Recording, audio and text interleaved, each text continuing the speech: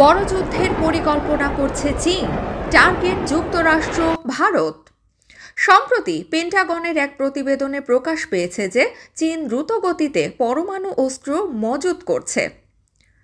সম্প্রতি পেন্টাগনের এক প্রতিবেদনে প্রকাশ পেয়েছে যে চীন দ্রুত গতিতে পরমাণু অস্ত্র মজুত করছে।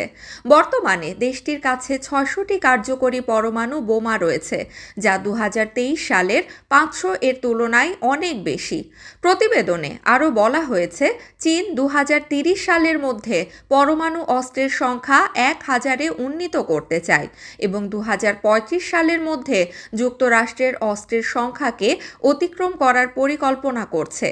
দীর্ঘ পাল্লার মিসাইল ও যুদ্ধ ক্ষমতা চীনের বর্তমানে ৪০০টি দীর্ঘ পাল্লার আন্তঃমহাদেশীয় ব্যালিস্টিক মিসাইল ICBM রয়েছে, যা যুক্তরাষ্ট্রে আঘাত হানতে সক্ষম। পিপলস লিবারেশন আর্মির PLA-র কাছে আরও ১,৩০০টি পরমাণু সক্ষম মাঝারি পাল্লার মিসাইল রয়েছে, যা ভারত, ফিলিপাইন এবং জাপানের মতো দেশগুলোর জন্য হুমকি বলে উল্লেখ করা হয়েছে এই প্রতিবেদনে। পেন্টাগনের প্রতিবেদন অনুযায়ী চীন গত বছর ৫০টি নতুন ICBM লঞ্চার এবং একই সংখ্যক ICBM যুক্ত করেছে, যা সরাসরি যুক্তরাষ্ট্রের লক্ষ্যবস্তুতে পৌঁছানোর জন্য ডিজাইন করা। বর্তমানে চীনের ICBM লঞ্চারের সংখ্যা যুক্তরাষ্ট্রের চেয়েও বেশি। প্রতিবেদনে বলা হয়েছে, চীনের নৌবাহিনী এখন বিশ্বের সবচেয়ে বড় এবং যা দ্রুত গতিতে বৃদ্ধি পাচ্ছে। বর্তমানে তাদের বহরে রয়েছে ৬টি পরমাণু চালিত ব্যালিস্টিক মিসাইল সাবমেরিন, ৬টি পরমাণু চালিত আক্রমণ সাবমেরিন এবং ৪৮টি ডিজেল চালিত সাবমেরিন প্রযুক্তি দ্বারা সজ্জিত।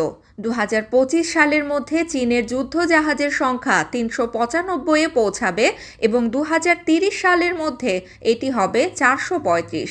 এছাড়া চীনের এয়ারফোর্সও দ্রুত উন্নত হচ্ছে, যেখানে নতুন ফাইটার জেট এবং সামরিক ড্রোন যুক্ত হচ্ছে। প্রতিবেশীদের সঙ্গে হুমকি প্রতিবেদন আরও উল্লেখ করছে, চীন কৃত্রিম দ্বীপ নির্মাণ করছে, যা ফিলিপাইন ও জাপানের মতো প্রতিবেশীদের হুমকি দিচ্ছে।